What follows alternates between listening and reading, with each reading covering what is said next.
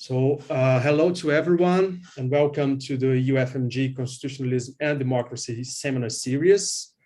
The seminars are an initiative of the Graduate Program in Law of the Federal University of Minas Gerais and the Digital Council UFMG Content Governance Research with the support of the UFMG Study Center on Transitional Justice, the UFMG GNet Research Group, the UFMG Center on Transnational and Comparative Juridical Studies, the ICONES Chapter Brazil, the Graduate Program in Law of the Federal University of the Semi-Arid, the Graduate Program in Law of the Federal University of Uberlândia, the University of Brasília, and the Brazilian Association of Political Philosophy and Constitutional Law. Although the results of the presidential elections in the US indicated a point of constitutional resilience, the worldwide trend on democratic and constitutional erosion is still in place.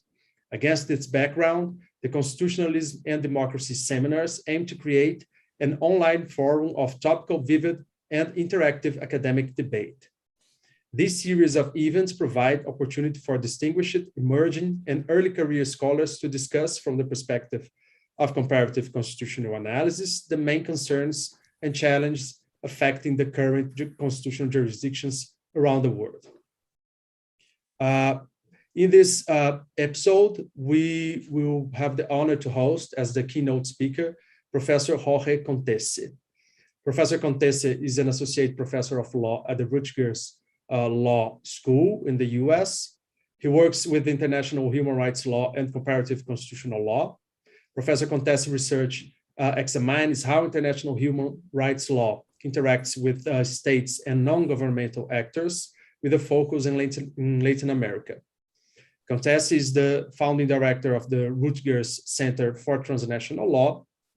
He received his LLM and GSD degrees from Yale Law School, where he was a Fulbright scholar and the senior editor of the Yale Human Rights and Development Law Journal, and his Law and Social Sciences degree from the Diego Portales Law School.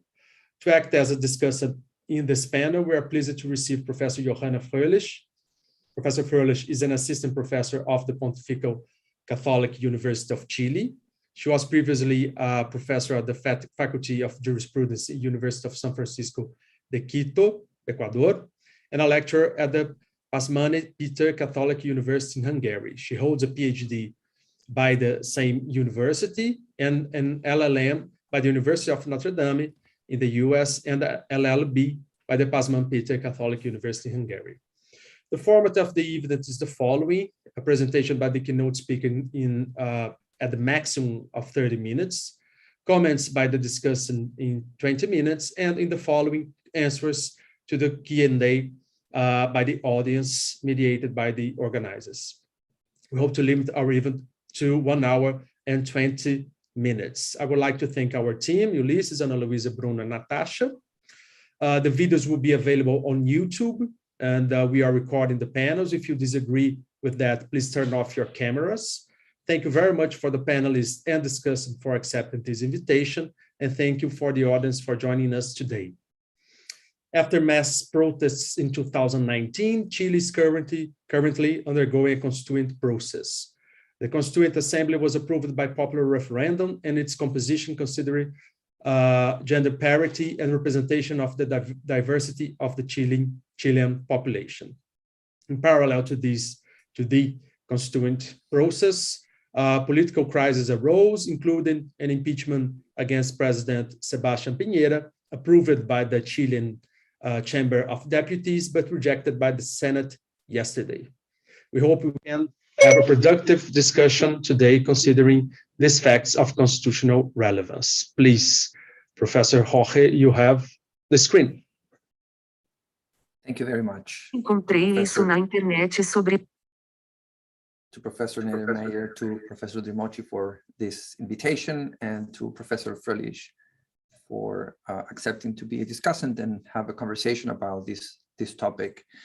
As Professor Meyer has said, this process in which we now find ourselves in started 2 years ago when massive protests erupted in October of 2019 in major cities across the country, across Chile. And one of the things that I should start with by saying is how unexpected and potentially and surprising it was for many people. And I would say, since this is a seminar on constitutional law and constitutional theory, for constitutional scholars themselves. I belong to different groups of scholars who have been interested and I would say advocating for a constituent assembly for a number of years now. And at a meeting that took place only a couple of weeks before the so-called social awakening, the social eruption, the estallido social of October 18 of 2019, at that meeting, the conversation was, I would say, rather grim and not very forward-looking, in the sense that people were saying, we just need to go back to our classrooms and do our jobs, or do our job as legal scholars and professors, because the political landscape seems so far from where it was just a few years earlier, where there was mobilization and the impetus for a constituent assembly in 2013. The idea was, the predominant feeling was that momentum had passed, and that we were in the middle of a rather conservative administration, which is Sebastián Piñera's current government. He ends in March of 2022. And as I say, the sense was that the political momentum, the constitutional momentum had really kind of waned and faded away. And just 2 weeks after that conversation among these scholars, things erupted, right? Things just suddenly, there were people on the streets. The idea was that, of course, the hike in the metro fare of just 4 cents had, produced and triggered this massive explosion, this massive protest across, not just in Santiago, but around the country as well. And so that's why I think it's important to for those of you who might be saying, well, that just can't happen in my country. Part of the conversation among those scholars who have been actively committed to promoting a constituent assembly was only 2 weeks before the social eruption that was not happening in Chile. And suddenly, as I say, it happened. And it happened because of this, sequence of events that I'm not going to get into that. I'm not a sociologist. I think that's out of my competence. I want to focus my comments on constitutional aspects of this process. But I think it's important to keep that in sight, that it was, in this sense, unexpected and surprising. However, and this is where I should start, it wasn't surprising and it was not unexpected, in the sense that for a number of years now, part of the constitutional conversation was that it was needed, that Chile needed a major constitutional overhaul, major constitutional reform, that the constitutional structure of the country was just not being enough, that it was not being able to deliver political change, and that the Chilean society was really demanding those changes. So that's the sense that for a number of years there was this notion among certainly constitutional scholars, but also civil society groups, that some major change was needed, was really prominent in 2013 when former President Michelle Bachelet was running for her second tenure, which she won by a landslide. Everyone knew in 2013 that she would become the president. It was not really a competitive presidential election as it is being, more so currently right now. And part of her platform was a new constitution. So what happened back then, I'm just going to say a few words because I think it's important to see the sequence of her coming to office saying, we're going to have a new constitution. And then she tried to establish a process with the so-called cabildos, with some kind of town halls around the country and also abroad for those of us who are outside of Chile, who could gather and participate and talk about constitutional matters in ways that people had never done so before in Chile. And different things happened with Bachelet's administration, but the process really faded away, and it felt like that impetus again was, fading away and was being lost by, as I say, for a number of reasons. But most importantly, it was the sense that when Piñera went back to becoming president in 2017, 2018, one of the very first things his administration said or did was in front of the, big businessmen of the country saying, Bachelet's constitutional project, we are burying that. We're not interested in that. That's not going to happen. That's not part of our platform. We want to do other things and forget about a constitutional transformation. That's not going to happen in Chile. It is not needed. And interestingly enough, pundits, commentators, legal scholars, there was a sense that that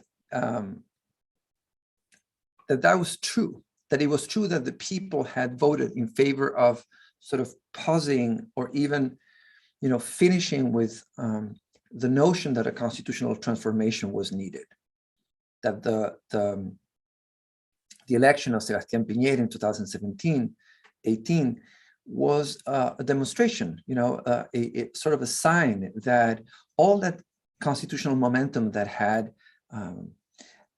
taken place in the previous years, was just part of that moment. But we were in a different era now. We're in a different political landscape,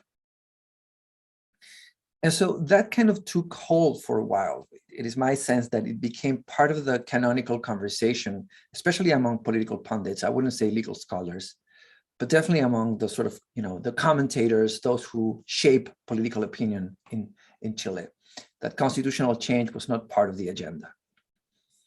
And then, as I say, surprisingly for many, but I'd like to argue not really surprisingly, October of 2019 happened.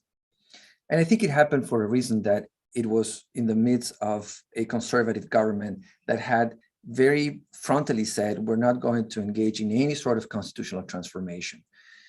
What was happening, I think, is that people were tired and saw the sort of neglect in political authorities in how they were treating some of people's grievances. And that's why we look at the immediate causes of the October 2019 eruption as political officials saying, well, if the metro, if the subway fare is going to go up, remember, just 4 cents. It was not a major hike in the fare. However, it was enough for them to say, well, they just need to, wake up and get up earlier, leave home earlier, so that they don't get that higher fare.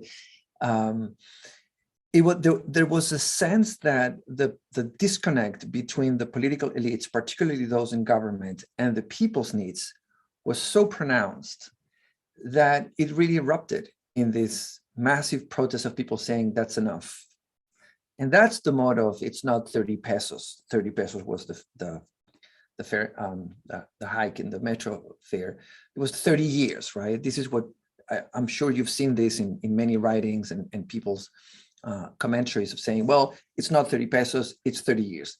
What's the 30 years? Well, the 30 years of the political transition, what came right after, Pinochet stepped down in 1990, and those 3 decades of the democratic governments under the rule of the Pinochet 1980 constitution.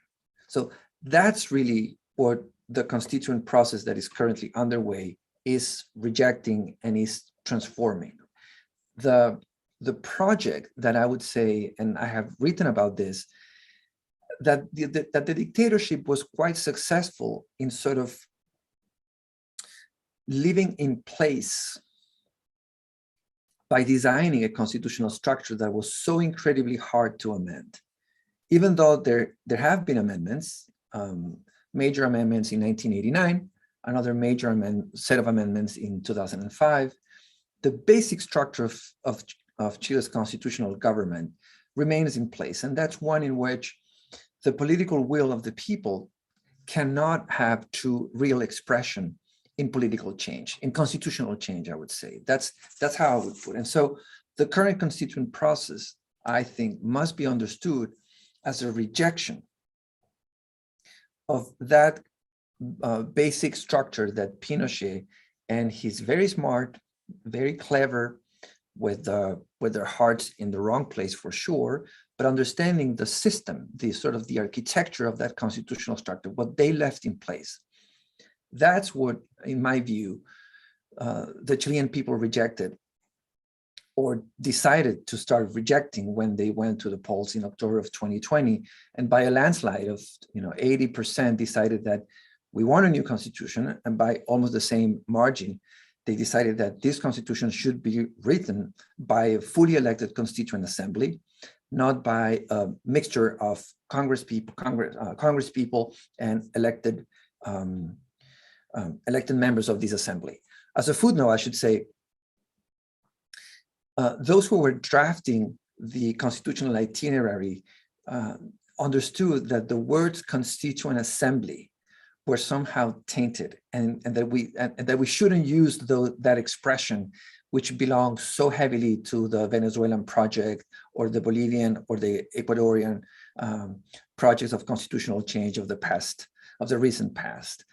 There's been so much talk in Chile about a constituent assembly, equating that to the downfall of the Venezuelan constitutional structure, that we call our assembly a constitutional convention, right? If you call it a constituent assembly, you risk being too close to what we want to reject, and that there's this image of sort of, the nightmare and the monsters of Chavez and his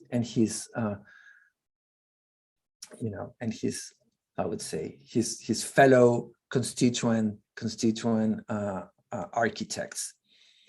But it is, of course, a constituent assembly what's happening now in Chile. So whatever you want to call it, that's what we have now.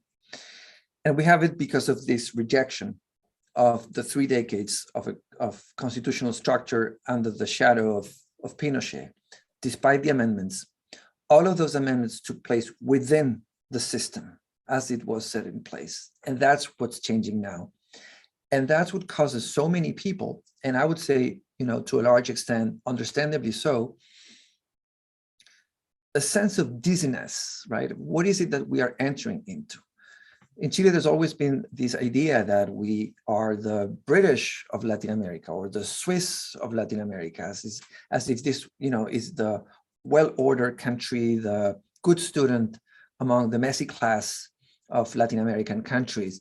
And suddenly we are kind of falling into this abyss of constitutional change, in which, as Emilio was saying, there are some pretty symbolic and significant, I would say, proxies and trademarks of how this is changing. And I should just mention here the fact that the Constituent Assembly is led by a woman, and not just a woman, but an indigenous woman, right? Elisa Loncon.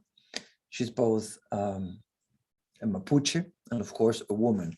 And she, in my view, she symbolizes, and we saw this in sort of, palpable visual ways on July 4th, when the Constituent Assembly actually started, when they commenced their tenure.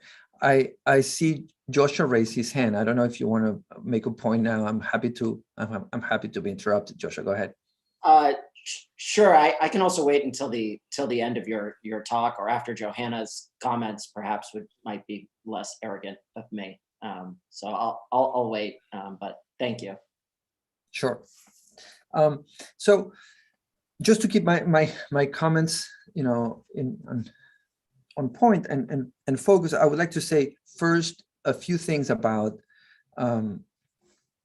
what's been happening, these past months since July, and how there's a real sense of, in my view, of an assembly that started from scratches, right? This is totally unprecedented. It's the first time in constitutional history in Chile where the people have a right to first elect, the delegates that will be writing this. And the composition of this assembly truly, in my view, reflects the country in ways that we were not used to. We have been used to seeing the sort of same people from the same schools, from the same kind of backgrounds, political backgrounds, social backgrounds, economic backgrounds, leading the country. This is, of course, not true only of Chile. That's the situation in many countries across throughout Latin America. But I think it's pretty salient in this case. So the first, I would say, shock took place in May with the election of the delegates, and seeing that the composition of the convention did not resemble anything that we had seen for the past 30 years, but much more what we haven't seen, again, because of the ways in which the constitutional structure has organized and articulated those different institutions. In other words, the Constitutional Convention looks much more like Chile itself, like the country, than Chile's Congress and the Congresses that we've elected since 1990.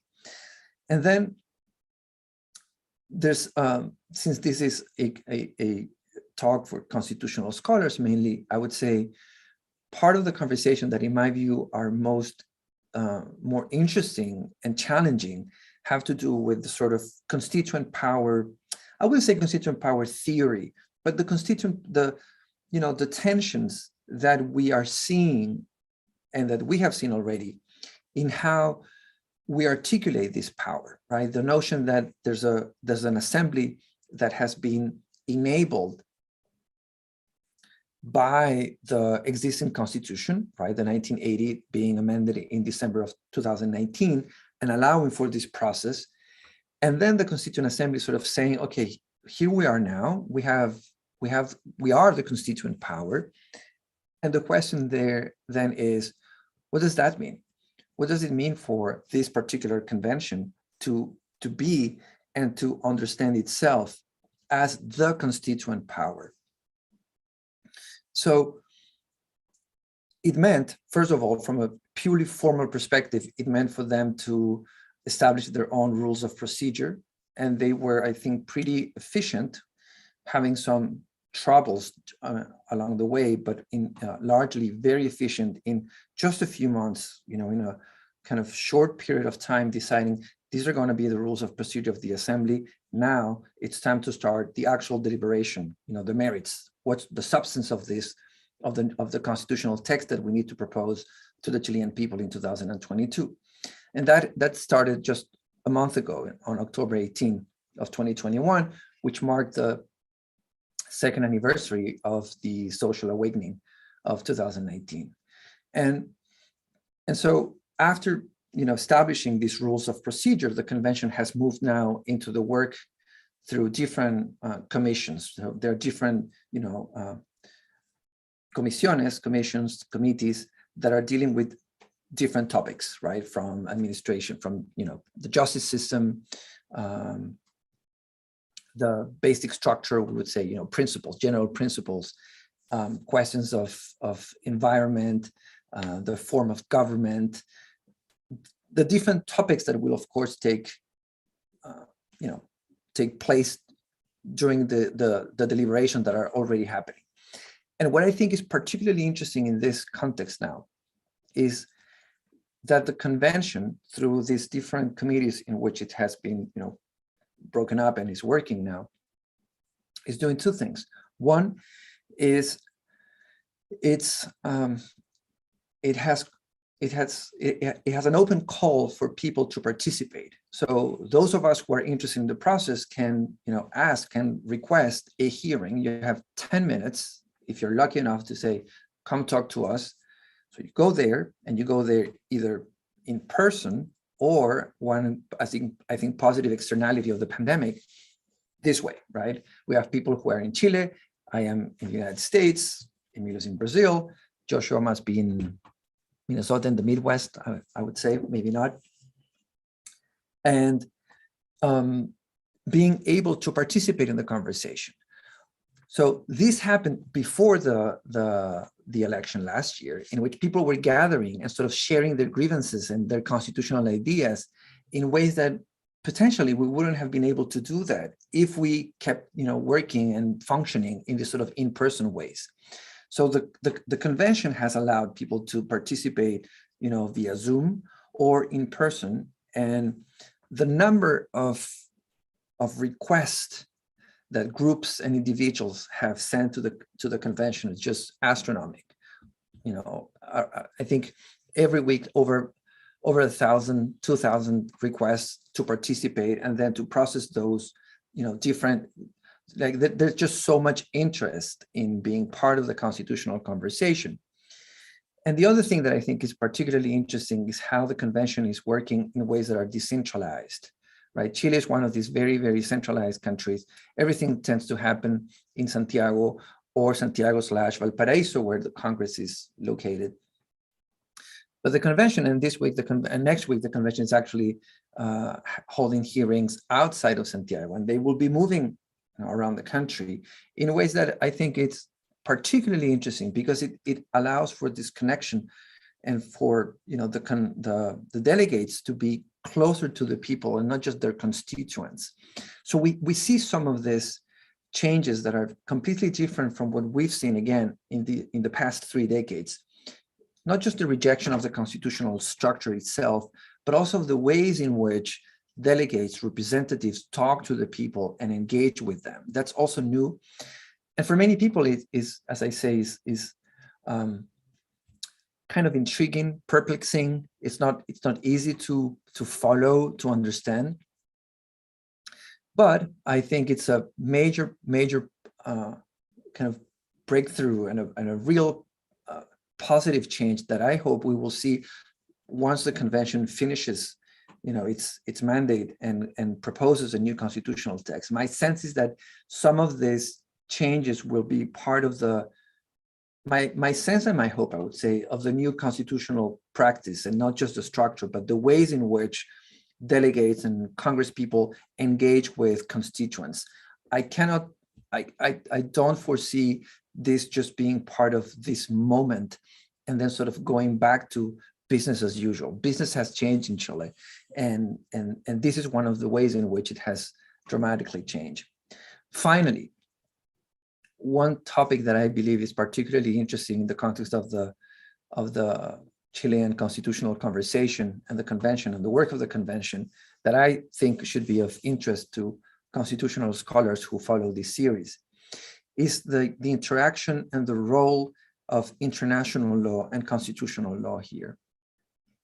The constitutional amendment that, again, enabled the constituent process in Chile has one provision that some of my closest colleagues have been writing and reflecting on, which is Article 135 of the current constitution, basically saying that the Constituent Assembly must respect the democratic form of government, judicial judgments, the Republican form of government says, and international treaties, without a distinction of what kind of treaties. The major clause on international treaties that we have in the 1980 Constitution is Article 5, Paragraph 2, which refers exclusively to human rights treaties. This provision, which has elicited some debate, does not make a distinction, and the drafter of this clause, who is a right-wing constitutional scholar, has said at the time of when they were drafting this, that this was thought to be a limits clause, that this was a way in which the current constitutional structure was placing some limits to the Constituent Assembly, even though he acknowledged at that time it was not a binding provision, in the sense that there was no way for the current constitutional structure to bind the future constituent power. He, however,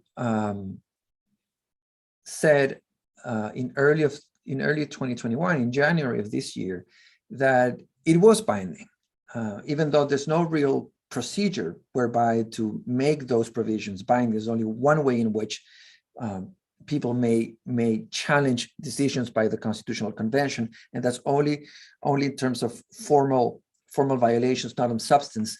He tried to sort of, backtrack and say, no, this is a binding provision. But what I think is particularly interesting is to see how international law will interact with the domestic conversation. And when we think of human rights treaties, that interaction is, in my view, quite natural. My sense is, my opinion is that constitutional texts in the Western Hemisphere tend to have bills of rights which largely resemble international treaties, bills of rights, right? There's a sort of there's a close interaction between what we see in international human rights treaties and bills of rights in domestic constitutions. So that conversation is, in my view, quite natural, which is not the same with, say, international economic treaties, trade, investment, which creates a lot of anxiety among people saying, are you going to be changing the rules of the game? And if you do that, what's going to happen with many of Chile's, not just the image, right, internationally, but also how are we going to handle those changes if we are bound by international treaties, not just human rights, by, say, bilateral investment treaties. So that's a conversation that has not taken place yet, in the sense that has not started within the merits of the deliberations, but will. And I think that those of you who are interested in, of course, constitutional making, it would be great to have insight of people who are looking at this from afar, to think what can be or what should be the role of international law in general when we're looking at domestic processes of constitutional making. I'm running out of time, and I want to give enough time for Johanna's discussion, Joshua's comments, and other people's comments. So I'm going to stop here just by saying that maybe in the Q&A I could refer to how the pandemic has had impact on both the substance, sort of some of the substantive constitutional conversations, particularly in the area of social security, pensions, and kind of social rights, but also formally. And I think I already said this, the fact that it is now commonplace to be together in these ways has allowed people in different parts of the country and abroad to feel and be part of the conversation, of the constitutional conversation. So I'll stop here, and I look forward to Johanna's comments and others' questions and comments as well. Thank you. Thank you so much for such illuminating talk, Professor Jorge. I would give the word for Joshua, but in sake of the format, let's have some minutes to listen to Johanna's comments, and then I also have some questions, but I will have time to do it after her comments. Please, Johanna. Thank you very much. Now I feel a lot of pressure, to have my presentation, and then everyone can have the debate. I will step in the debate as well. So, well, thank you very much, Emilio, and for Timmy for the invitation. It is really great to be with you in Brazil in this way for now the second time, and I hope this is going to continue in the future. And of course, this is an honor for me to discuss and raise some issues about the presentation of Professor Contesse. So there's this whole situation is extremely interesting, all right? As we would say in Hungary, perhaps, I don't know, in other languages this exists as well, that it's worth even being a little fly on the wall in situations like this, that it's so interesting to actually observe all these little details and be so close, even physically, to what is happening in Chile. Therefore, one really feels inspired and feels inspired to think about these issues in great depth. And as you will know, and as you will see, I will also use Hungarian example because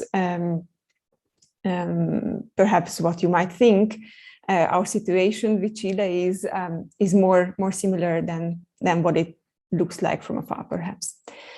So, but with which I would like to start is that I think all of us, or maybe most of us, even if this remains implicit, are looking forward to ways how to secure the legitimacy of a new constitution, especially in Chile, where the legitimacy of the current constitution is actually in doubt. And there are various ways to conceptualize, to define, explain legitimacy. What type of legitimacy are we talking about? What type of legitimacy do we want to secure or strengthen in the Chilean case? First, I would start with, I will mention 4 types. The first one would be, using a certain narrative.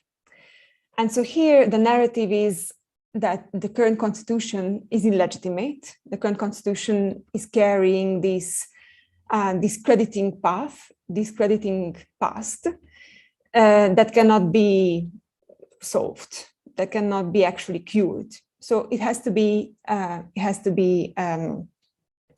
cancelled, let's say, from the legal spectrum, and that we need to have a new constitution. The second one would be kind of a procedural legitimacy, right? When we are looking at if they are in the concrete case, we look at those rules that pertains to how or what type of procedure to use for the new constitution. If a constitution kind of paradoxically contains this type of procedure, then we can ask the question whether these rules were applied or not. Of course, if we talk about procedural legitimacy, another type of legitimacy may come to our mind first, meaning what type of procedure are the people going to use? How are they, whether this is going to be the parliament who adopts the new constitution or a constitutional convention, how members of the convention are going to be elected. And also we, in the framework of this procedural legitimacy, we can ask about, what type of power does this body have? For example, if we are working with the concepts of constituent, constitution-making power, constituent, constituted, or constituting power. The third type would be about the content of the constitution, whether we are looking at exactly what type of principles, what type of norms, what type of organizational design, democratic design, or constitutional design this new constitution will contain, what type of rights are we including, and so on. And finally, the fourth type that I'm mentioning is how the constitution is actually going to work, right? Whether throughout its application, throughout its real life, let's say, the constitution will be able to gain legitimacy for itself. This is something that, of course, relates to or could relate to the previous 3 types of legitimacies that I mentioned. So let's look at a little bit with more detail, mentioning examples about these different types of legitimacy. So the first one, and here I would like to use mainly the example of Hungary, but also Ecuador and Venezuela, as already Professor Contesse mentioned. Now, of course, the regime of the current Hungarian government, the Fidesz, is now, no matter where you read it, it will obviously connect it to something abusive. But let's not forget how the whole story started, right? In Hungary, we used before the supermajority that the Fidesz party won in the 2010 elections, started with a very, very similar, if not the same in the obviously in reasonable limitations, the same narrative that we had before the constitution of the change of regime from 98 and 90, that was just as the Chilean constitution was not invalidated by the new parliament. It was only reformed, continuously reformed, and of course, the first biggest reform was took place in 89 and 90. Academics interpreted this by saying that, formally we didn't have a new constitution, but substantially we did. But formally they were still just amendments. However, we kept even the date and the numbering of the 49, year 49, number 20 constitution, which was an imposed constitution by the communist regime.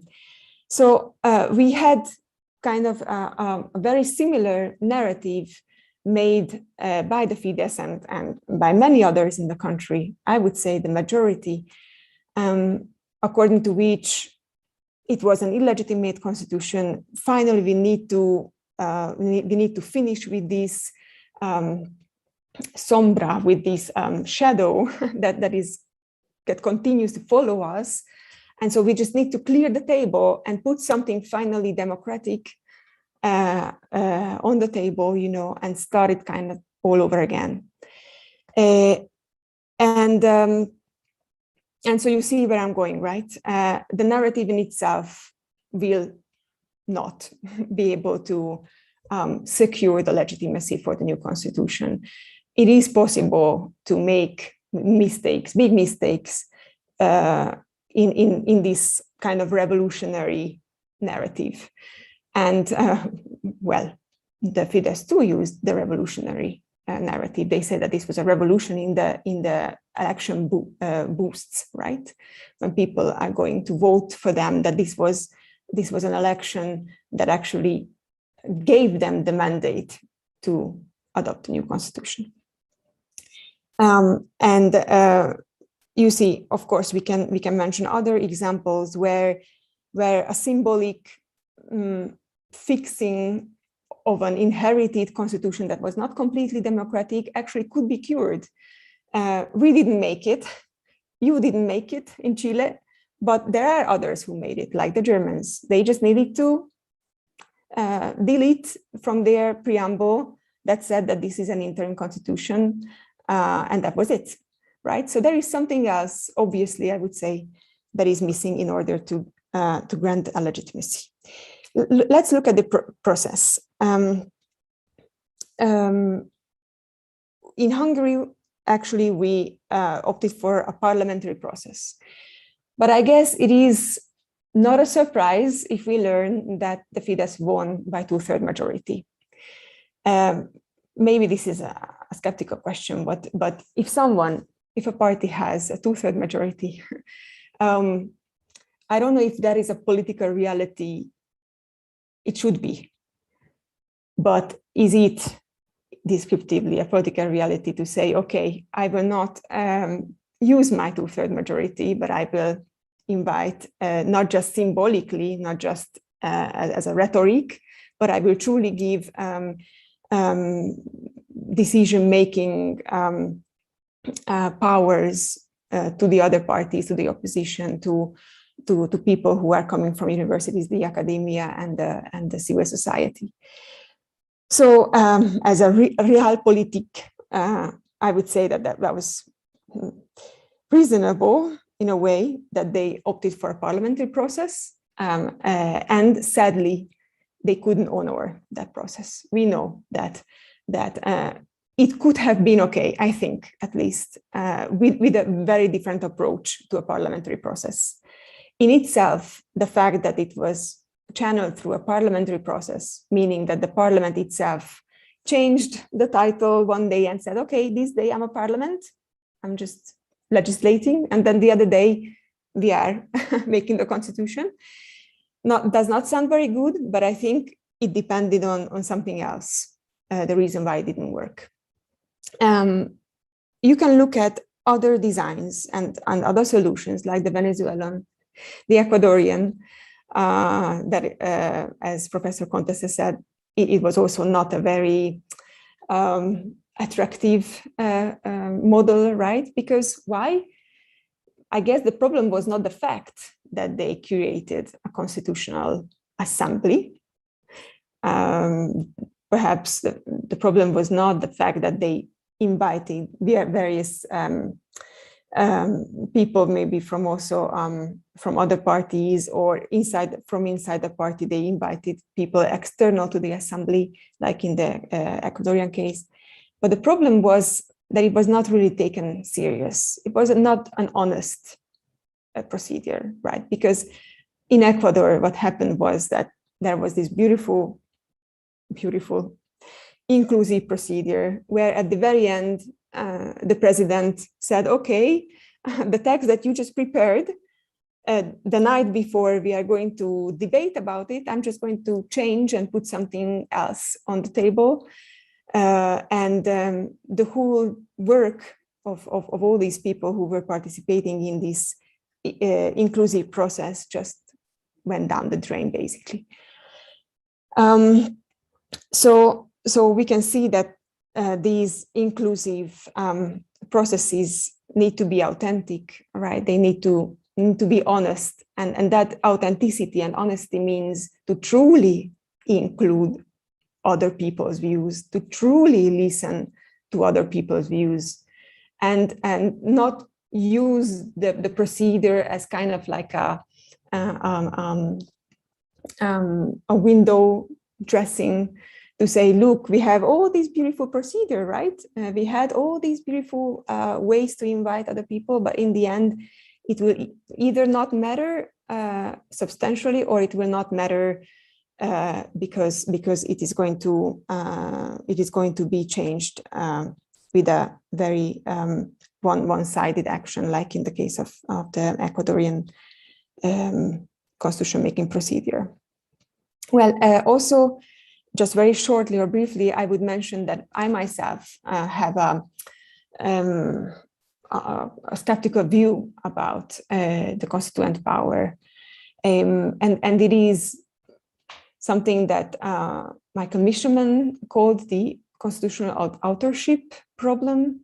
You know, when we just ask, or we seem to call legitimate or want to secure legitimacy to a text or to to a text or to a constitution that was said by someone. So what is that we are looking for?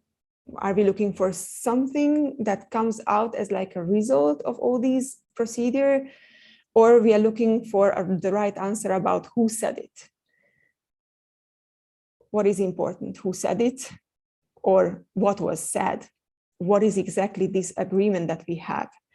And I guess, again, that the decisive factor is not who said it.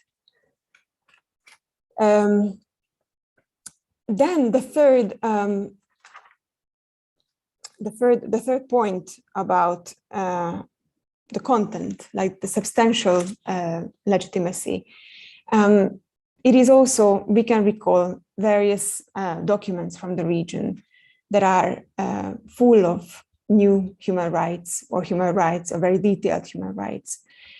But in reality, when it comes to apply and execute those rights, we actually find either a very controversial application, and this is because usually those constitutions are long. So from a legal point of view, those constitutions that contain not just a detailed explanation of the rights or of other details of the constitution, but also they discuss those rights in different parts. So it is almost calling those who want to abuse those rights, those who want to abuse those rules.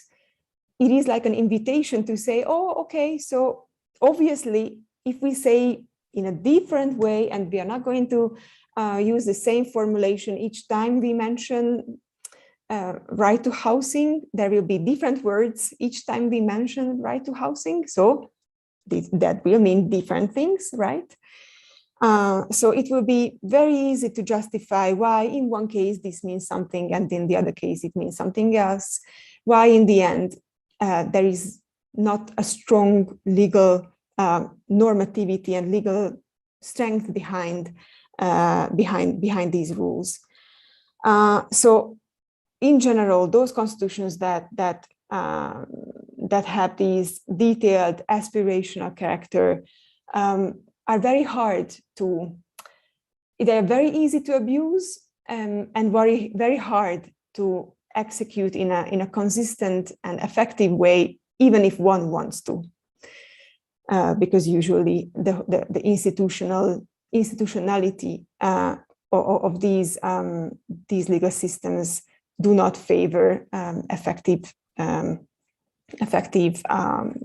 rights advocacy or protection of rights. So now I think I have like 5 minutes, and I'm going to stop in 5 minutes. And here I would like to offer for debate my personal opinion about how to get out of this question of legitimacy. So I think that perhaps the decisive way to look at legitimacy is whether that text, that constitution that you call a constitution for a reason, will work or not, or could work or not. How to approach this better? What is that we really want? We want a constitution. And so these 3 words actually have a lot of depth, I think, if we really think about it. And it requires at least 3 things. It requires a we. It requires to want it. I'm sorry, I don't want to be like a school teacher type, but I truly want to assign a deep meaning to all these words, and the Constitution. So a we should actually mean that and I think it does really require a community, a political community that is really for everyone. And everyone should be able to feel that Constitution is theirs. So there we can really help that this we exists. And of course, we can have this through a narrative, we can have this through a procedure, and we can help this by really taking serious the dialogue, the debate, and do not impose things that are absolutely unacceptable for the minority in a concrete constitutional convention. We want it, wanting meaning that people will accept and apply it in concrete situations throughout, like systematically, if you want. But people will want it, and this is a philosophy of action, and I don't obviously want to enter into this, but people will want something that is good. So people will do things, or normativity actually is always actions that are normative, are directed towards something good, something that we can accept as good. And if we want a constitution, we have to accept a constitution as something good. But a constitution is not just a social document. It is a legal document, or it's not only a social political document, it is a legal document. So we want to want law. We want to see why law is actually good and why rules are actually good and in itself. I know, and I think that there is a great problem here, and one of my arguments, and I'm trying to actually work on this more, and I would be very, very honored if I could hear your opinion, that I think in our contemporary world, really law as something good in itself is in a crisis, right? Because we just want the law that with which we agree. And the moment that we don't agree with that law, we want a derailment referendum, right? As it happens in the Chilean process. We want to take the control and say that the convention is fully is in possession of full sovereignty. If we really want law and we really want the Constitution to work, we have to protect and maintain its legal features, which would be the topic of a series of courses, of course. But I hope I could make my point. So my conclusion would be that we need the political community. We need people to accept the content and the narrative of the Constitution, and also we need to show why have a constitution, which is a legal document as well, is good in itself. Otherwise, that constitution is going to be cleared by the next majority, just as it is about to happen in Hungary, because now, and this is what I referred to in the very beginning, the opposition is going to say that, well, I don't care if we will have only a simple majority. We are going to either way invalidate this constitution and put our new constitution, and we don't care about the rules. We don't care about what was agreed before. No, we don't care about anything. We just want our constitution. So you see the kind of vicious circle that we are entering, and it would be good to avoid this in Chile. Thank you very much. Thank you so much, Johanna, for such an intriguing, critical comments. I think that there are several questions that we can take from it. Maybe, Professor Jorge, we can listen to Joshua, and then you can make a comment on Johanna and the Joshua's comments, please. Sure, thanks. Sorry for jumping the queue and making things weird. Thank you so much for these wonderful presentations. I learned so much. I had a question for Jorge and maybe two questions, I guess. And the second one drawing on Johanna's comments. You said that it's no longer a constitutional convention or a constitutional assembly. It's a constituent assembly. And I just wanted to ask about that a little bit more and push back on that a little bit. And maybe in some shameless self-promotion, I'm drawing on a blog post that I co-wrote with Benjamin Alampard, a Chilean graduate student. And we went through the ostensible violations that the assembly made, and they all seem pretty symbolic at this point. You said it's a constituent assembly because it's making a new beginning, because it's rejecting the Pinochet's constitution, but you can do that in a legal way, I think. The fear of a constituent assembly, right, is it's about it being illegal, I think. That it's breaking the framework that was set for it by the government, that's unfairly hemming it in and stopping it from starting anew. And at least if we think about it in this kind of legal way, which maybe isn't fair, the convention seems to have flirted with illegality, but always somehow manages to stay within its bounds. So you're right, it sets new internal rules. And in fact, it sets those internal rules by a majority vote, which is a violation of the rules. It's supposed to be 2/3.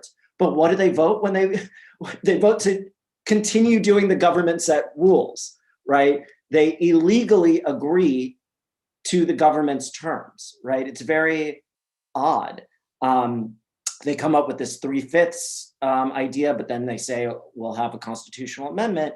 And then it has this symbolic statement of a declaration of autonomy and that it wields the original constituent power, but that's just a symbolic declaration. It's not clear to me that it has any meaningful effect.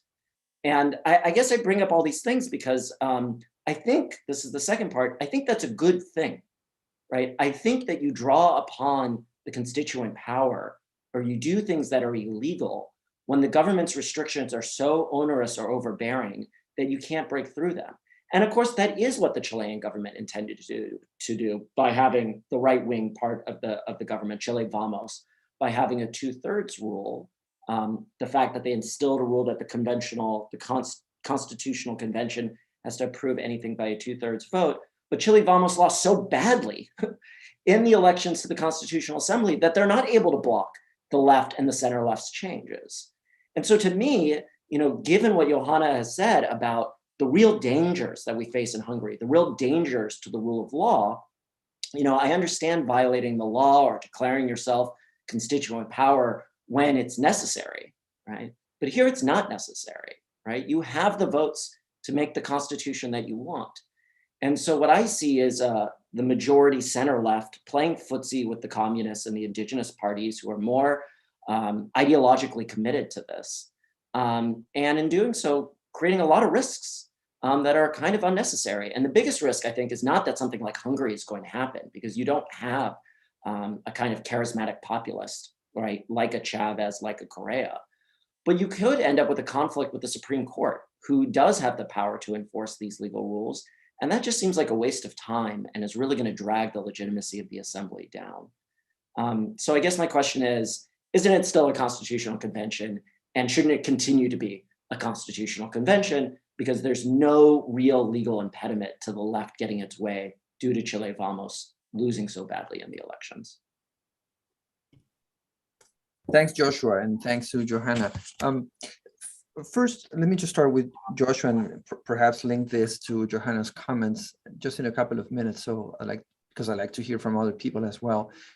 Joshua, when you say the ostensible, I'm sorry that I haven't read that post that you wrote, that you co-wrote, and I should have, but I've missed it. And so when you say those ostensible illegalities, could you list a few of them to just fully understand where you're coming from? Because it seems to me that that 2/3 quorum, that was not established by Chile Vamos. That was not a way that Chile Vamos.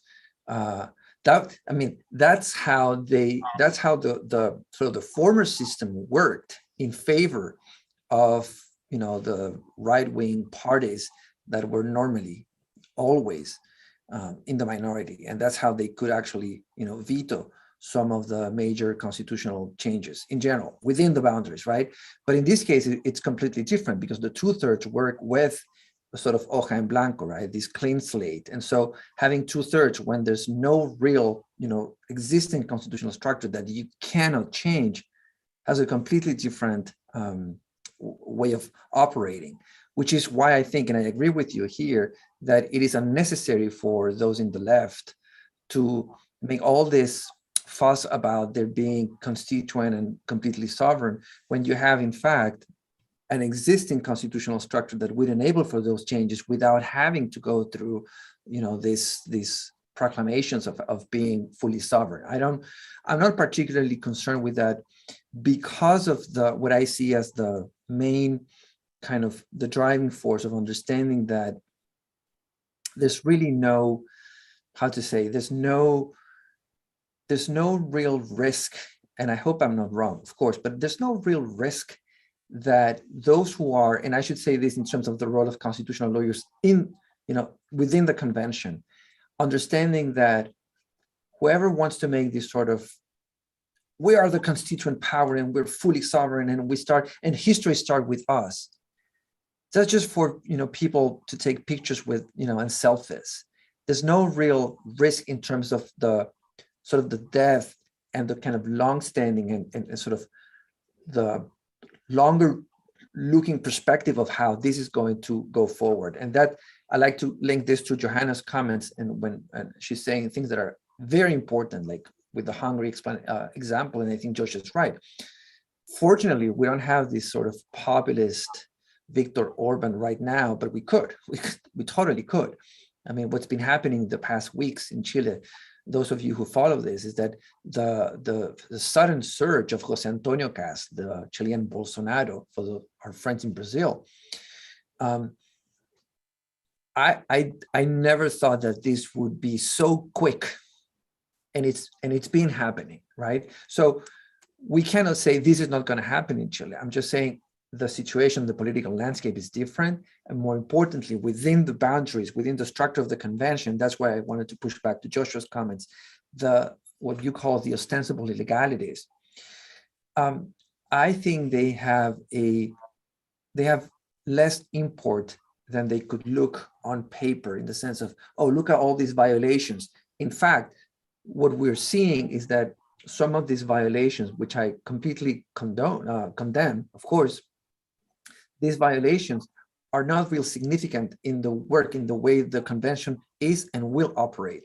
So I think it's interesting for you to push me on the constituent and constitutional divide, but I'm not very concerned with that. I think what's more important is that what we are seeing now is that the correlation of forces within the convention is sort of leading towards understanding that this must be kept within sort of reasonable boundaries of constitutional conversation.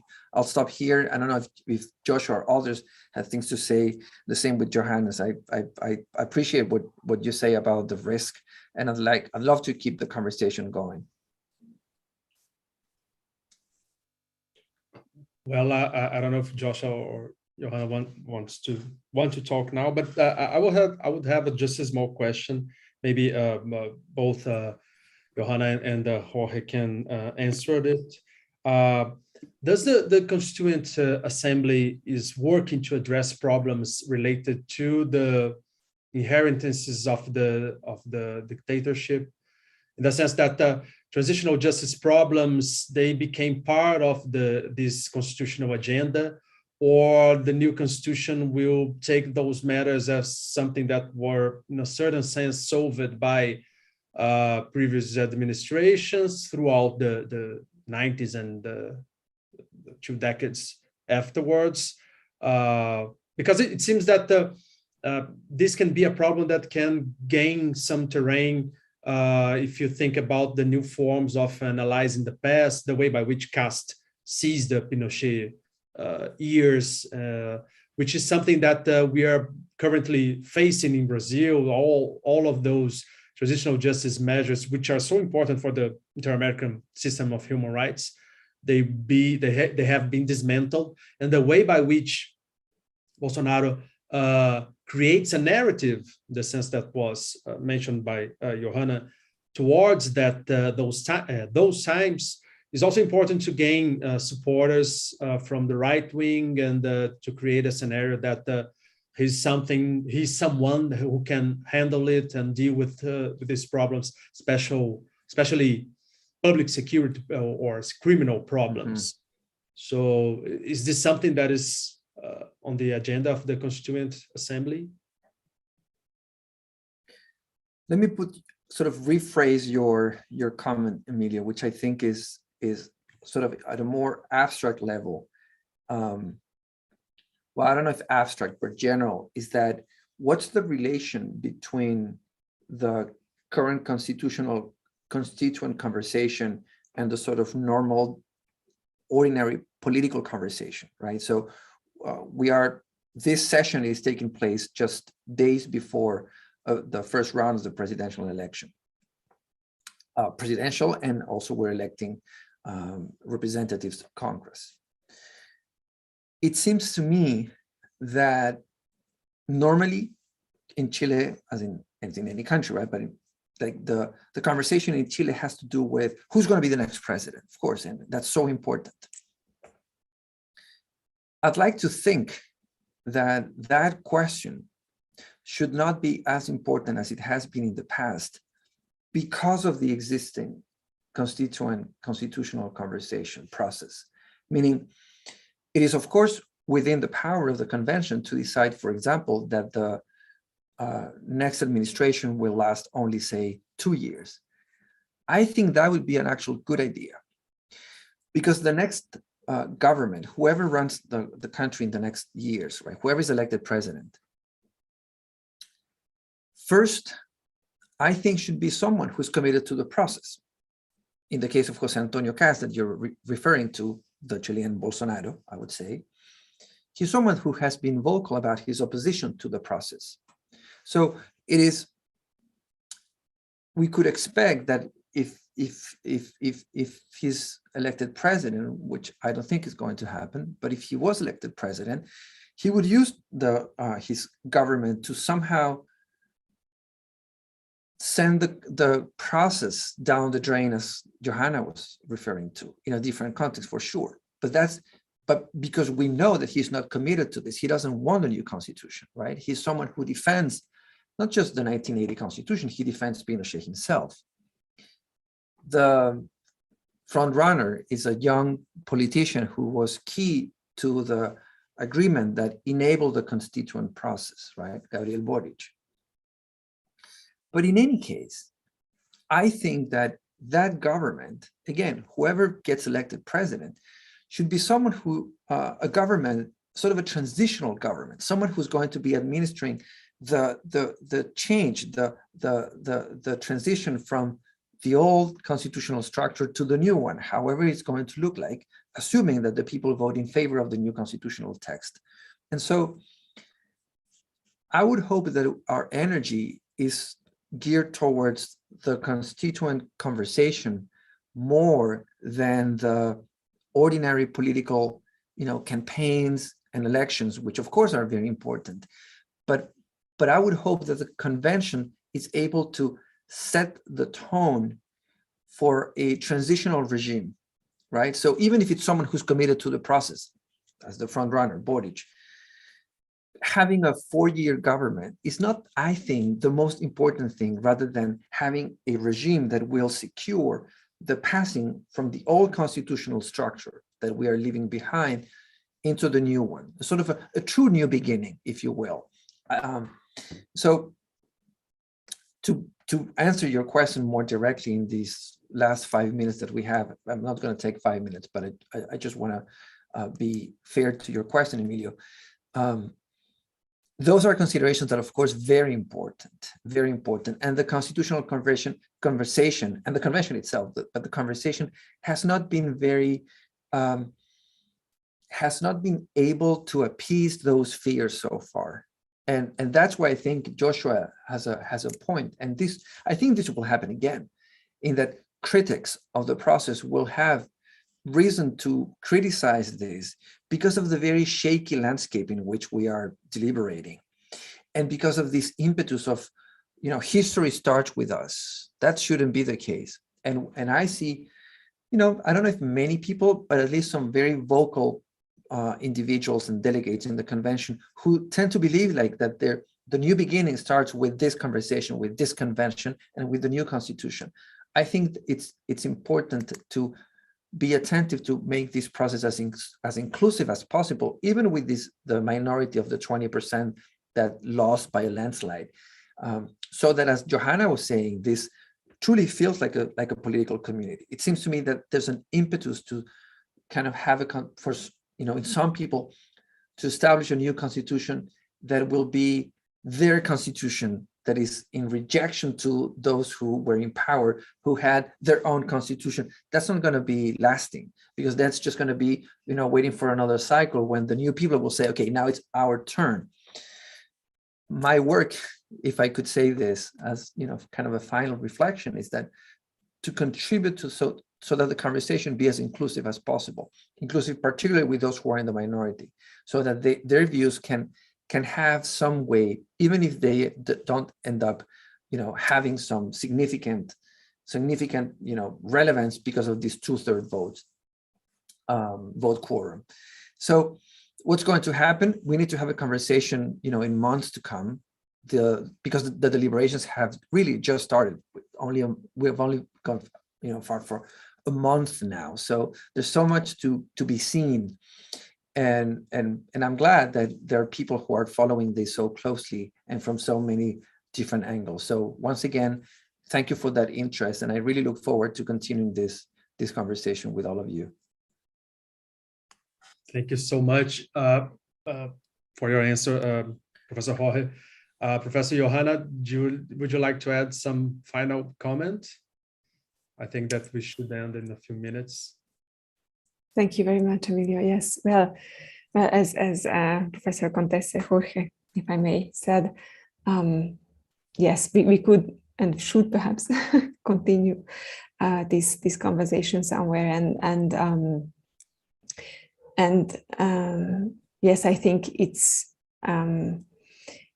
what one does on a personal level, like trying to foment and secure that there is really a dialogue, an honest dialogue, where they are not only saying things, but also that they are listening. It is a great question, and a great a challenge, I guess, how to translate this to an actual design, to an actual constitution making design. And I guess that there has been a lot of effort made for this to happen. And of course, there are still challenges, as I guess all of us would agree. But I am very much looking forward to discuss this once it's over, and being able to say that all in all, this was a successful endeavor. Thank you. Thank you so much. Thank you again, Professor Jorge Contesse and Professor Johanna Fröhlich, for your participation here in our UFMG seminar series on constitutionalism and democracy. Thank you so much for everyone who joined us. Thank you for Timia there in Hungary. She just entered the meeting. And that's it. Thank you and bye-bye.